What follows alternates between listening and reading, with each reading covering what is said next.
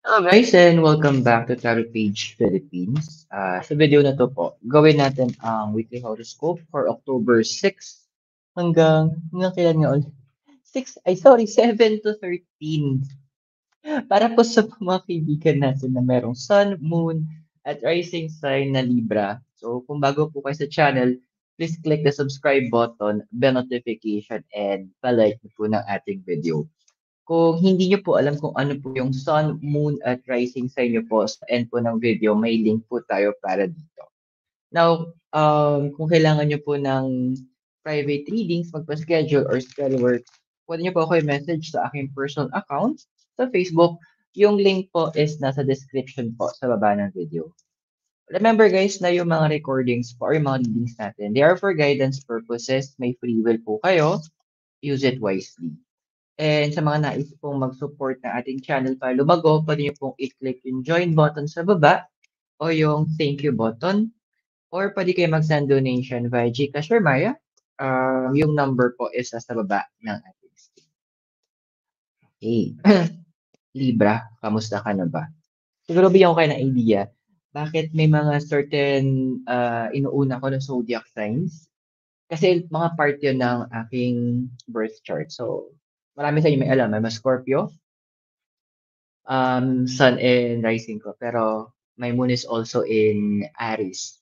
But I have although stellium ako ng Scorpio, may stellium din ako ng Libra. So tingnan natin.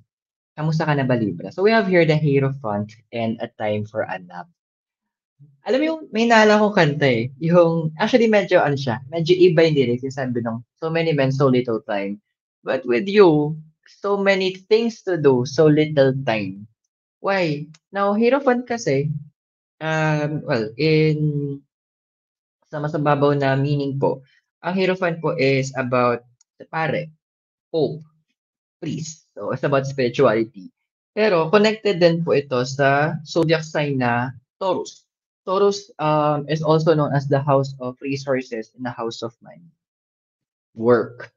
And then, sabayan natin ng time for a nap.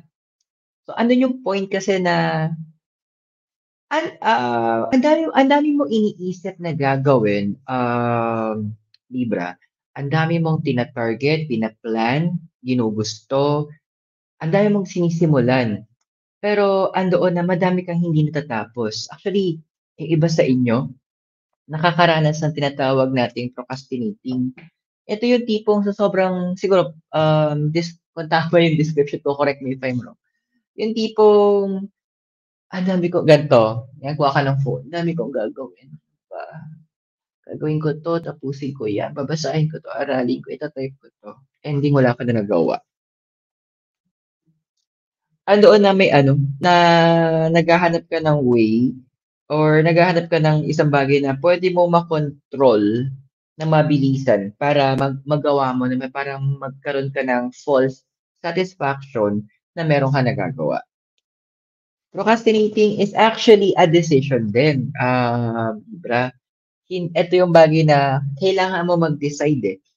Itutuloy mo ba 'tong ginagawa mo or hindi? Now, I read, kung di ko alam kung tama yung naalala ko, pero paano ba natin kino-combat 'to? So, I read somewhere or just tinubukan ko sa sarili ko bago ko sabihin sa'yo, na makakatulong na parang parang kapag feel mo tinatamad ka, wala kang andoon na na-o-overwhelm ka, literal iligo mo ta's ikain mo din. Yung kain na tamang kain na, hindi pa kabusog ka kasi aantukin ka nun. Iligo mo siya, have a cold bath para magising yung diwa mo. Give yourself the chance para dumalo yung dugo mo talaga. And isa pang nabasa ko dun is sunshine. Yan, yung ma-healthy na sunshine na. Tsaka ano yung isa? 4 yun eh. Ayun, i-raise mo yung tinatawag nating endorphin. So, endorphin, this is your happy hormones. Exercise, literal, stretching, stretching. Huwag ka na magdahilan na, kasi may ganito, may ganyan, may ganire, may gagawin ganito. Give yourself 5 minutes. Maybe 5 minutes na stretching or tamang exercise. But of course, please do consult your doctor. then a cold bath, then a meal, you can wake up na talaga yung senses mo. Magigising mo yung sarili mo na na para gumalaw ka ulit. And andun yung point na hindi mo kailangang i-cramming lahat. You need to know ano ba yung mga important things na kailangan mo unahin. Ano ba yung mga bagay na kailangan mong bigyang pansin ngayon agad. Doon ka mag-focus. Then also do the regulars. Kasi you also need to rest. Hindi dahil na pinapagod mo yung sarili mo, hindi dahil na napupuyat ka, eh marami ka nagagawa. Dude, minsan yung sobrang puyat, yun din yung nag-ano eh, doon nga tayo nagkakaroon ng less productivity. Always find ways na magkaroon ka kahit mga quick nap. Yung tinatawag nating power nap. Actually, try ko na siya i-practice ngayon sa sarili ko na after kong gawin to, ito mga bagay na to, I have like a 15 minutes power nap. And then, para ma-refresh ako, para makagawa ulit ako in between ng buong araw ko. Kasi marami akong kailangan tapusin eh. Marami din akong kailangan gawin. But I choose na hindi ko pagurin yung sarili ko. Which is yun yung umaabot ka na ngayon sa point na yun. Kaya siguro may part na nagpo-procrastinate ka. Pero what's stopping you? The Hermit, tsaka Loyal Heart. Okay. Well, hermit kasi, is about secrets, ayan. Light in the dark, loyal heart. Pero hermit also connected to sa zodiac sign na Virgo. Si Virgo po ay tinatawag din na house of service. Ayan. Tapos loyal heart. Alam mo yung one thing nagko-cross sa'yo, masyado mong, binibigay masyado yung sarili mo sa ibang tao. Masyado kang nagiging available para sa lahat. Learn na literal, learn to ignore. Matuto ka rin na parang dumedma, matuto ka rin na parang, ah, andoon na tumanggi, matuto ka rin na parang kung kailangan mo kasi hermit, eh, ermitanyo. Kapag isa kung kailangan mo mag-isa, Libra, ay dahil gawin mo talaga para mas marami kang magawa. Kasi yun nga yung ano mo, eh, yun yung pinaka parang edge mo na kaya ka may magagawa kasi walang mangungulit sa'yo, tapos andiyan na. Well, if you need to close your social media, go. Kung kailangan mo na, walang mangulit sa'yo, then push. Kasi andoon na alam mo sa sarili mo na 'pag nasimulan ka na ng ibang tao, sunod-sunod na. 'Pag isang alam mo yun, tawag nga sila ang tawag nga nila sa'kin kaladkarin, eh. Konting aya, makakaladkad na. So, andun yung point na gusto ipaalala sa'yo ng cards na 'to, na yun yung nagko-cross kasi sa'yo. Dapat mag-set ka din ng parang limitations mo. Kumbaga kung kailangan mong gumawa ng schedule, gumawa ka ng itinerary mo, gumawa ka ng, per hour yung old school tayo, organizer mo, gumamit ka no, kaya calendar, kung ano mang mas, applicable sa'yo, gawin mo.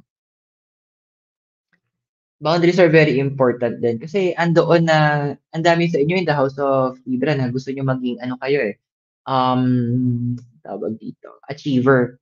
So, papaano ka magiging achiever kung wala kang i-achieve, 'di ba? Gano'n simple logic lang siya, eh. And for you to achieve, may mga and achievement requires sacrifices din. Pero minsan sabihin ng iba, "Minsan kailangan ko din kasi mag-relax, relax." Well, yes, andun tayo. We need to find ways para makapagpahinga din tayo, makapag-relax, but not to the extent naman na lalamunin na tayo ng mga bagay-bagay sa paligid natin. Kasi dito ano, eh, relationship for you right now is one of the most, is a very important connection for you. So, andoon na gustong ipaalala sa'yo ng universe na, ay ano, na you need to make hinay-hinay. Yes, you need to make, kailangan mo maghinay-hinay din sa mga tina-target mo, sa mga binabalak mo, sa mga ginagawa mo. Kasi andoon na ano, eh, ikaw ang naiipit, ikaw yung nalalagay sa alanganin kasi ang dami mong mga gustong matapos, ang dami mong gustong ma-achieve.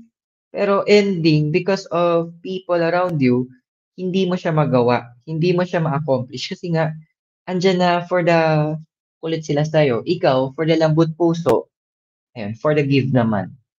For the, ano mo kasing desire mo ngayon? Two of Wands, tsaka Fork in the Road.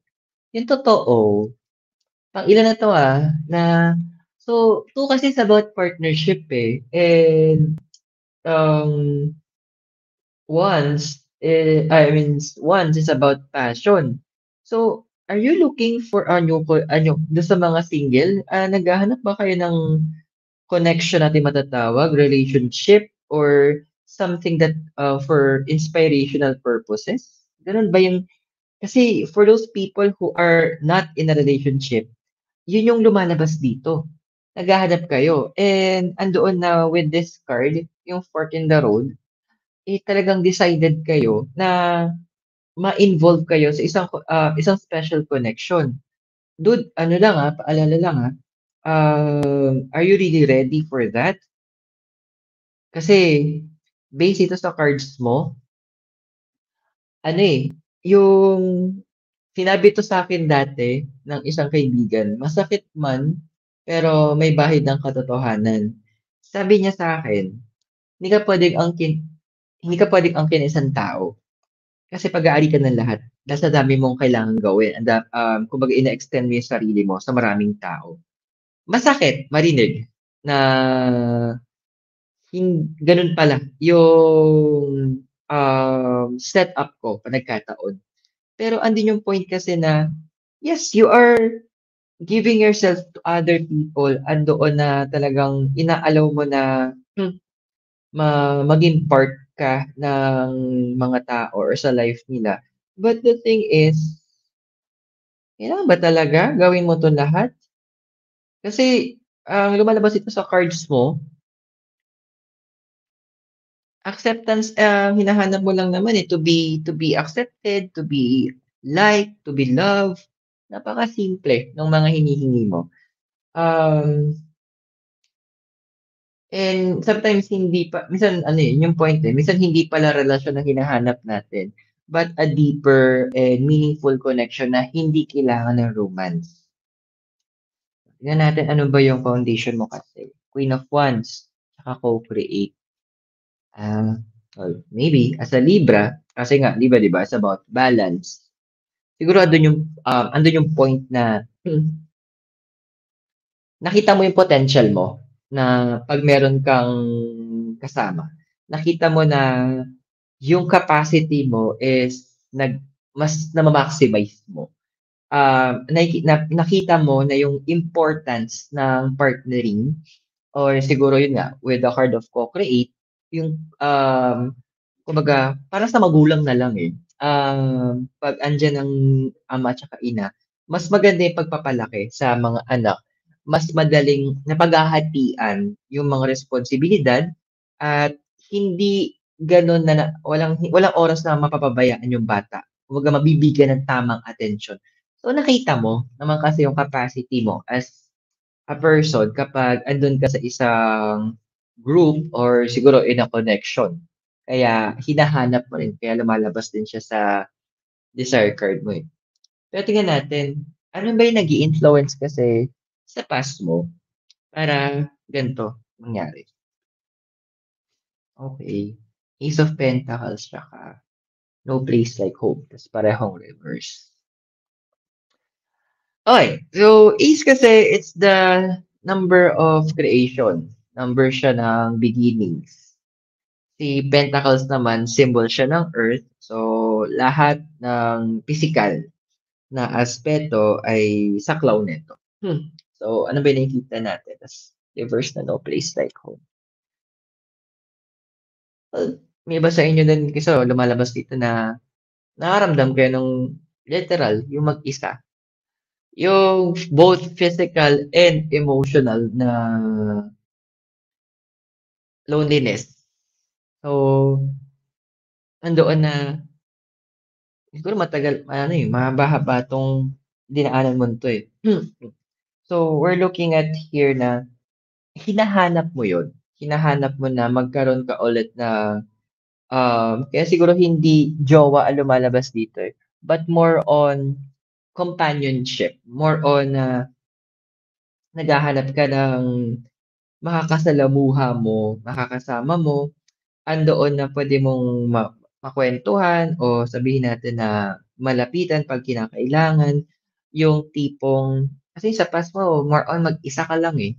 Nasanay ka na ginagawa mo yung mga bagay mag-isa, umaalis ka mag-isa, siguro kakain mag-isa. Siyempre andun na given that we are tinatawag na nilang social animals tayo, pero iba animal lang talaga. So, we're social animals na kailangan natin ng ano, ng human touch, kailangan natin ng makakasama. Hindi naman tayo parang mga ibang species na kayang bahala ka sa buhay, bahala sila, solo mode lang lagi. No, nangingibabaw sa'yo o andun kasi na hinahanap mo kasi yun yung isang bagay na hindi mo din nakuha dati. Isang bagay na hindi mo natanggap. Kaya siguro, kaya andun na hinahanap mo siya ngayon with yung nasa desire card mo. Kasi naranasan mo. Yung wala kang matakbuhan kapag kailangan mo ng tulong, wala kang mapagsabihan ng problema o ng nararamdaman mo. It's hard. Kasi ano eh, um, andoon ano, yung minsan kasi kahit alam natin yung solusyon sa problema, basta kailangan natin may makikinig lang. Para maibsan yung bigat, mabawasan yung binibitbit natin, para mas makagalaw tayo na mas maayos, para makapag-isip tayo na maayos. Personally, na-experience ko siya since mag-iisang taon na rin ako dito sa Benguet. So, andoon na mas madalas ako mag-isa. Hmm, so nagagawa ko yun, dito ko nagagawa yung 'pag gusto ko lumabas, so literal 'pag gusto ko uminom, labas ako, umiinom. So, I make friends, 'pag ginagawa ko siya. Pero andun kasi na may mga moments na gusto kong magsabi ng problema, pero wala akong masabihan. Gusto kong magkuwento ng nararamdaman ko, pero ah, wala akong malapitan. May mga kaibigan ako dito, oo, pero siyempre malalayo din sila kung tutuusin. Kailangan ko pang mamasahe para puntahan sila. So, andun yung point na ikaw mismo kasi ano, hinahanap mo yun. So, there's no problem with that. Pero kasi kaso nga nagkakaroon na siya ng negative influence sa'yo, eh. Pero tignan natin, ano bang sabi ng mangyayari sa'yo in the future o yung ikaw in the future? Okey. High Priestess tsaka Deep Knowing. Remember balik tayo dun sa isang unang cards mo. Remember na asan na ba yun? Yung foundation 'to. Ano ba yun? Ayun yung crossing. Remember yun yung crossing. Kasi ito yung future na ikaw, si High Priestess tsaka Deep Knowing. Tapos yung crossing mo remember is si ano, um, the Hermit.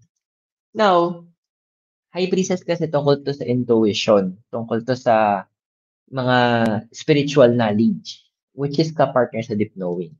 Alam mo yung ginagawa mong ano, yung kino-call ka na mag-focus, mag-ano, mag-solo mode muna. Yung iba nga sa inyo may solo travel pa. Kumbaga kino-call kayo dun. Ano, it will bring tremendous awakening sa inyo. Magkakaroon kayo ng mga realization na hindi niyo matututunan sa ibang tao.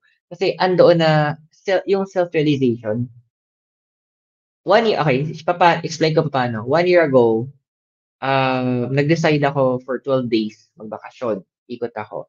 Nasa Baguio ako nun that time din, may kainom ko yung isang friend ko sa isang bar.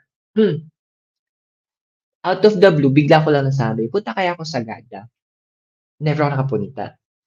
Sabi niya, "Go." On the spot nag-book ako. Nag-book agad ako kinabukasan agad ako umalis, pero nung gabing yun nag-book na ako ng, transient ko. So, para may tutuluyan na agad ako pagdating ko dun. Ta's chineck ko na kung anong oras yung alis ng bus. Ngayon dun ako sa biyahe, kasi solo travel yung ginawa ko. Habang nakatingin ako sa labas, naiyak ako. Parang nagkaroon ako ng realization na sabi ko, ito pala yung freedom.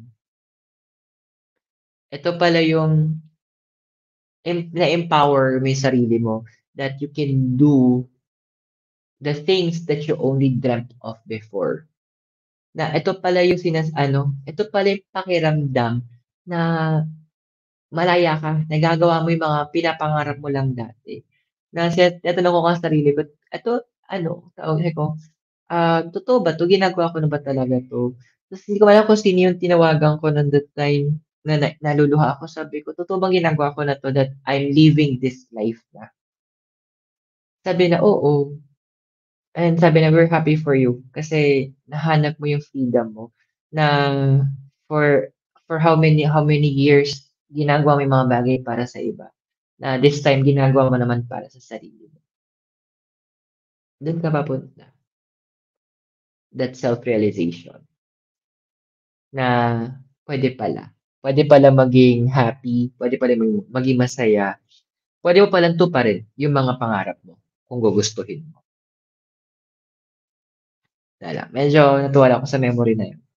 So, ano ba yung physical environment mo? So, we have here is Ace of Wands tsaka a change in the wind. Ayan na nga. Natuwa ako. Connected din siya. Remember, Ace is about beginnings eh. Tapos si Wands passions natin. Tapos literal change in the wind pa yung kapartner niyo, Oracle. So, alam mo yun na physical, hindi ako magtataka na ang dami mong literal na babaguhin from the design siguro iba sa inyo nag-isip kayo, mag-gel cleaning kaya ako palitan ko yung design ng bahay, i-rearrange ko kaya yung buong bahay. Ay, gawin ko kaya na dito naman 'to nakaposisyon. Ay, eto naman kaya dito naman yung, bumili kaya ako or tanggalin ko na kaya 'to kasi hindi na magandang tignan. So, andoon na it's all starting na deep inside you. So, nakikita mo na sa paligid mo parang, "Ay, I need to ito hindi ko na 'to napapakinabangan kasi hindi naman na siya kailangan." So, andun na is either inisip mo, "Pamigay ko na lang kaya or i-donate ko or ibenta ko para maging pera." Andun na yung level mo. So, allow mo, sabi nung cards, i-allow mo yung sarili mo, be on that creative side. Huwag mong pigilan na parang, "Ay, sayang ba kasi nga kung ginastos ko." Ay, dude ano lang yan alam mo na mangongolekta lang talaga ng alikabok yan sa tsaka agyo. If it's not already part of kumbaga sa isang libro kung di na kailangan yung character, you end that character. Now kung i-end mo siya, siguro alam mo yun I would recommend na better ipamigay mo or ibenta mo kasi remember, your one man's trash is another person's treasure. Puwedeng sa'yo tapos na yung purpose niyan. Pero sa iba magsisimula pa lang. So, allow that changes to occur. Hayaan mo na yung mga nakikita mo na kailangan mong baguhin, gawin mo na. Kung yun yung makakatulong para mas makahinga ka mabuti kung nasaan ka. No, if some of you are even planning na maglipat kayo ng residence, consider it as well. Uh, if that will be the one that will help you para mas ma-gain mo yung confidence, mas ma-gain mo yung peace of mind mo, mas ma-achieve mo yung serenity na hinahanap mo, yung mas gusto mong maranasan ma-empower ka. Anong kinakatakot mo? When the universe gives you the sign, gives you the power, gives you the opportunity, laban mo yan. Tingnan natin yung emotional environment mo. Ba't ba medyo may takot factor ka din? Six of Pentacles, tapos mending. Now, six kasi numerology is the number of harmony. Pentacle symbol ng earth o anything na tungkol sa physical. Habang mending, well, from the root word mending, mend, to heal. Well, ano ba natin put into the right words para sa'yo? Libra. Emotionally, yes. May mga bagay talagang inuungkat yung universe. Siguro part na to ng cleansing process mo din during the Pluto retrograde. So, pinapakita ng card na to kasi na, ano eh, you are healing through the physical. You're healing in the emotional, tsaka yung sa mental mo, sa physical. Kaya siguro dun sa first cards, na may mga kailangan ka ng siguro kailangan pamigay or ibenta kasi yun yung ano mo, bandage mo towards sa nakaraan mo. So, sabi nga ni Elsa, "Let it go na." Kasi hindi naman na nagse-serve ng purpose sa'yo, eh. And iba andun na hinahanap niyo yung healing. Sometimes there is also what is, you call na yung parang healing yourself by healing others. I did that, na parang instead na nagfo-focus ako sa sarili ko, ginawa ko depende sa'yo, pero available siya sa card mo, eh, lumalabas, na naghanap ako ng mga tao na puwede kong tulungan, maliit man o malaking pamamaraan. Tapos habang ginagawa ko 'yun, nararamdaman ko nahi-heal din ako. Nararamdaman ko na gumagaan din yung pakiramdam ko, nararamdaman ko nababawasan yung bigat na binibitbit ko. Healing yourself through others. Bilis nun na klase ng healing.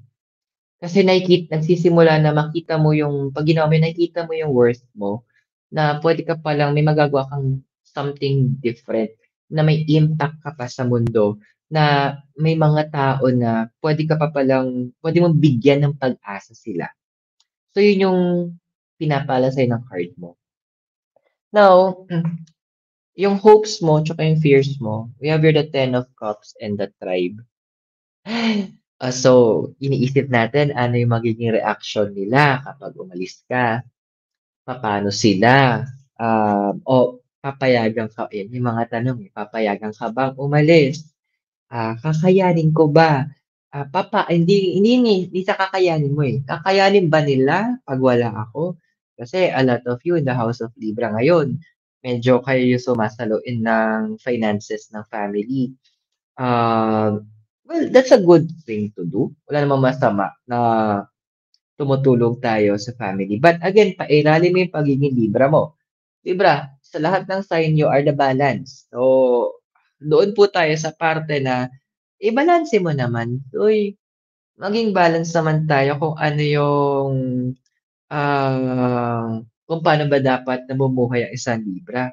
Kasi ang kinakatakot ko lang, baka mamaya masyado ka nag-fixate doon sa isang bagay o do'n sa kanila na hindi mo na nabibigyan pansin yung sarili mo. Very wrong din yun kapatid. Kasi at the end of the day, kailangan mo asikasuhin yung mga pangailangan mo, even your personal happiness. Sabi nga ito, eh, ng Ten of Cups, protektahan mo yung inner peace mo. Unahin mo din yung bigyan mong puwang, siguro yung nai-term natin. Bigyan puwang mo din yung personal happiness mo and personal growth mo. Hindi ka ano, eh, pansinin mo ang mga halaman, para lumago sila, lumaki sila, kailangan nilang mag-expand ng roots. Gano'n din sa'yo, dude. Kailangan mo din namang palawakin yung nasasakop mo, yung naaabot mo at yung kaya mo pang makamtan. Don't fear, kasi kakayanin nila. Andun yung punto na tulad nung sinabi ko nga sa nanay ko na nandito siya nagbakasyon, "Marunong ka na magluto?" "Opo." "Ba't di ka nagluluto dati?" "Eh, nagluluto naman kayo, eh." Ikaw magluto. So, funny encounter namin ng nanay ko na actually nabatukan pa ako nun sa yun. Pero may reality din, parang sa case mo na kasi may gumagawa, eh, ginagawa niya libre, so bakit kami gagalaw, 'di ba? So, what's a possible future ba? So we have here the Five of Swords. Ay, perfect. Five of Swords and come to the edge.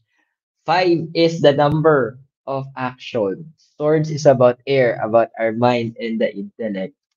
Come to the edge. Doon ka sa, bangin. Dude, eto na. This is it. This is really is it. Ang dami sa inyo magde-decide na yung mga iniisip nyong plans, yung mga tina-target nyo, yung mga um, binabalak nyo, you will set it all into motion na. And that is an excellent choice. Kasi you will act on what you think na. Pero wag mo naman tagalan. Kilala pa naman kayo sa ang tagal niyo mag-decide, ang tagal niyo mag-deliberate, ayun. Bigyan niyo naman ng ano, 'wag naman yung sobrang tagal na parang abutin ng ilang buwan bago mag-decide.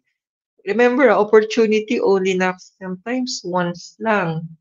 'Pag wala na 'yan, wa-inay na din tayo, opportunity. So, yun yung gustong ipaalala sa'yo ng card. Yes, magkakaroon ng ways, bibigyan ka ng universe ng opportunity para ma-fulfill mo yung bucket list mo, magawa mo yung gusto mo.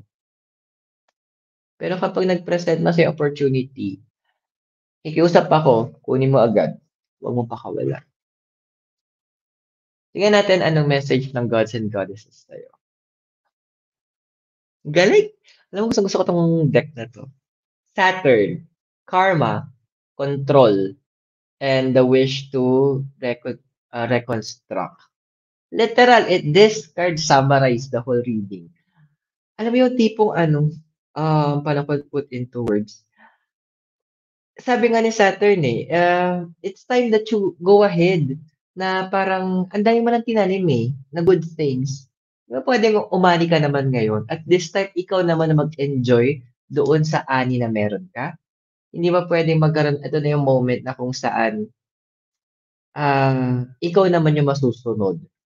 Hindi dahil nagmamagaling ka, pero dahil kailangan mong siguraduhin na yung buhay mo, ikaw yung mabubuhay sa buhay mo, hindi yung iba hindi mo ire-reflect ng yung buhay ng iba. Yung mga, "Ay, kasi hindi natupad yung pangarap ni ganito, ako yung gagawa ng" parang gano'n, eh.